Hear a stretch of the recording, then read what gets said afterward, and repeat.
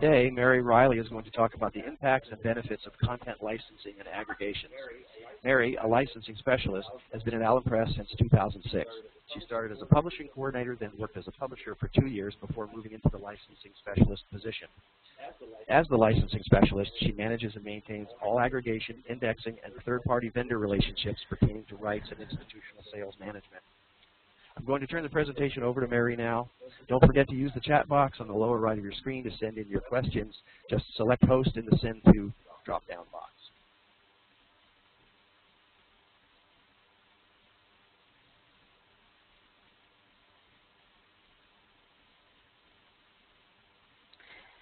Thank you, Tim. As Tim said, I will explore the importance of licensing your content, and I will also talk about some of the pitfalls you may want to avoid or at least think about before placing your content into an aggregation or partnering with an international subscription agency. And I will also discuss some of the main aggregators and international subscription agencies in the STM world today.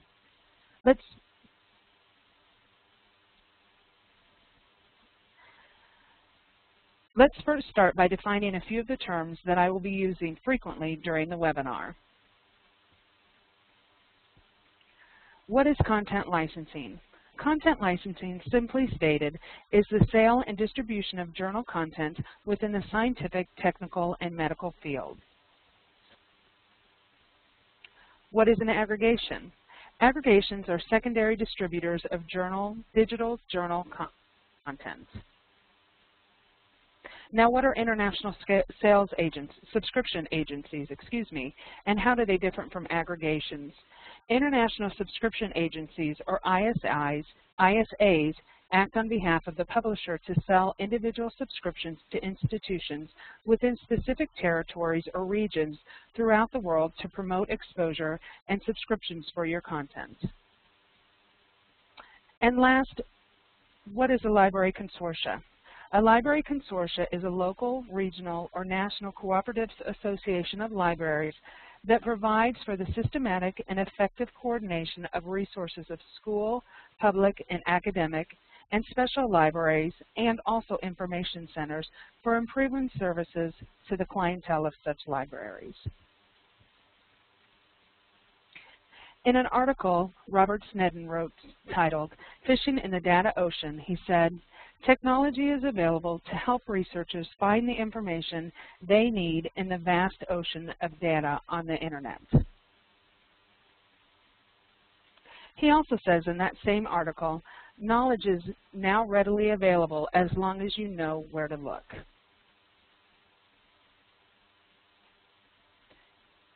Before we proceed with why you should license your content, let's talk about how content is licensed.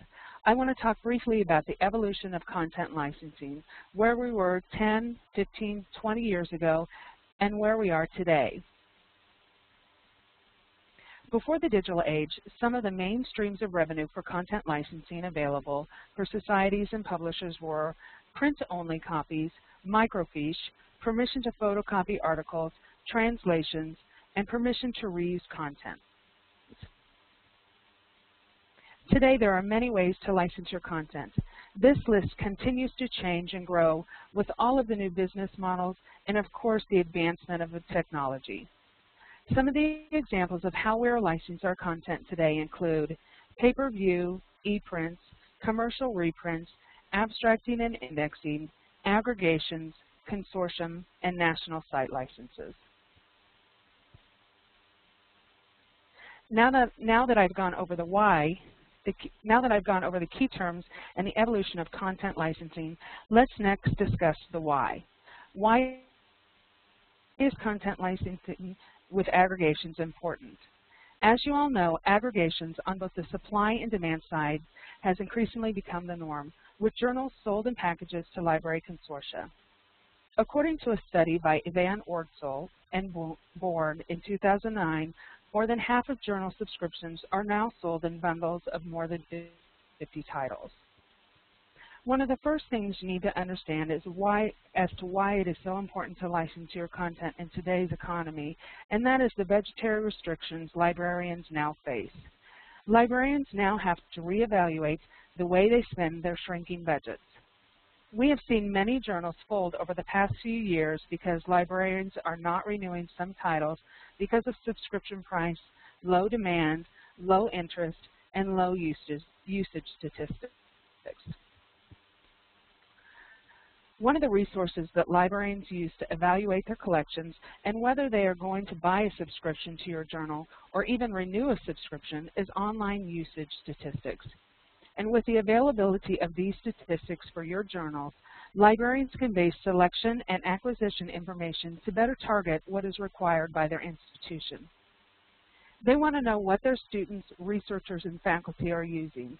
They want to know the number of hits an article in your journal is receiving daily, weekly, monthly, or annually.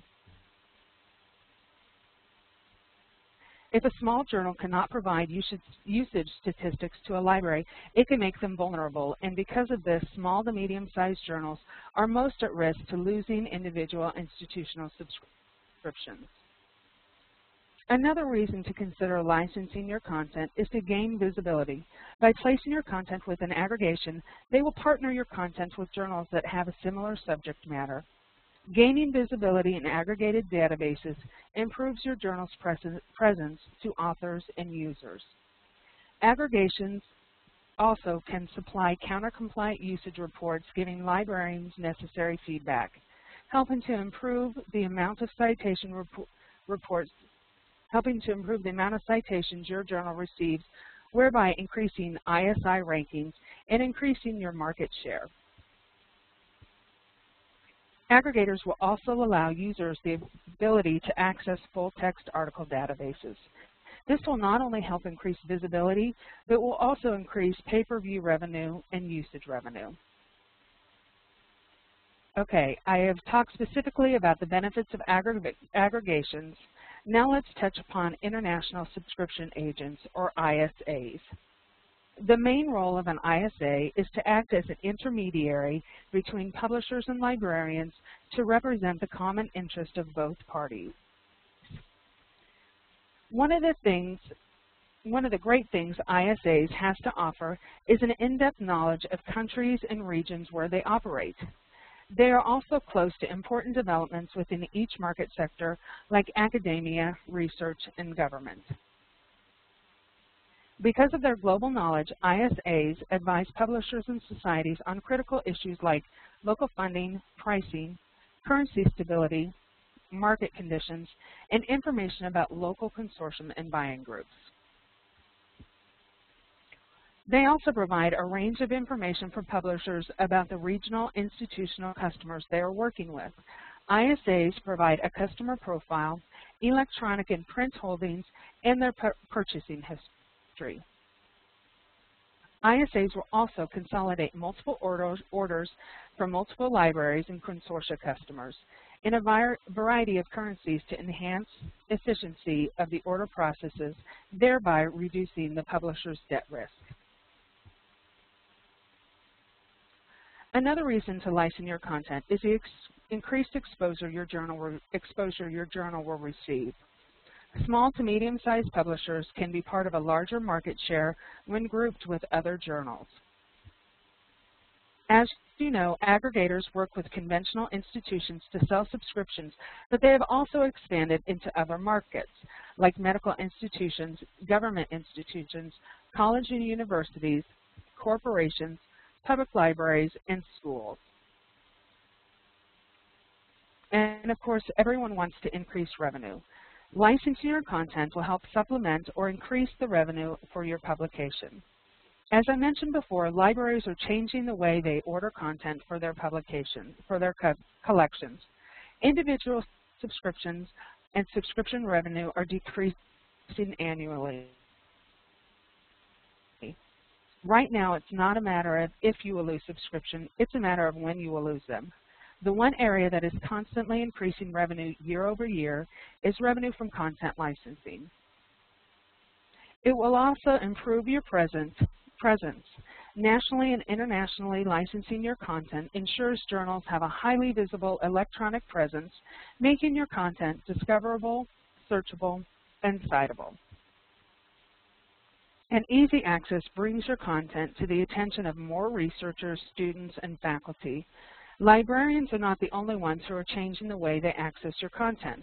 Researchers, students, and faculty now want content available to them immediately, and by having your publication in an aggregated database, your content is quicker and easier to access.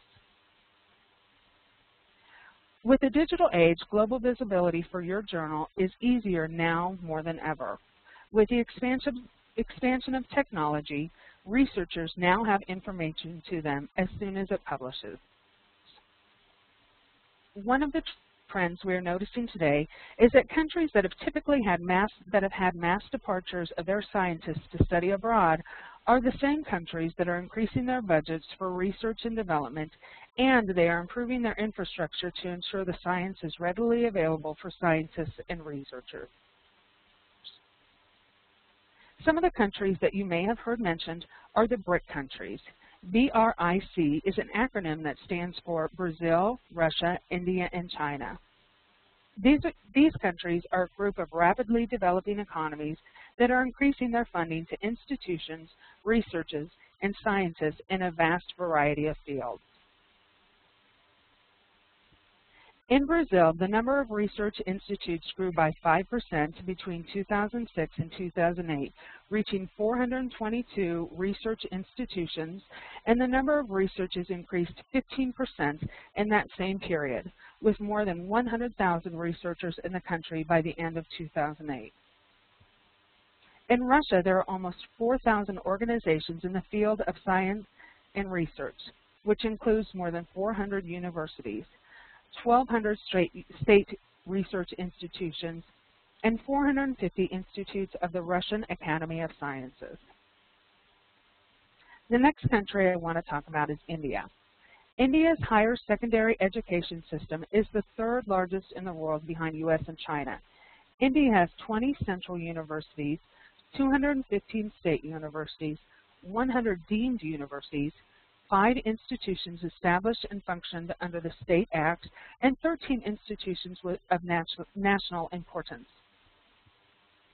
Other institutions in India include 16,000 colleges, including 1,800 exclusive women's colleges, functioning under these universities and institutions.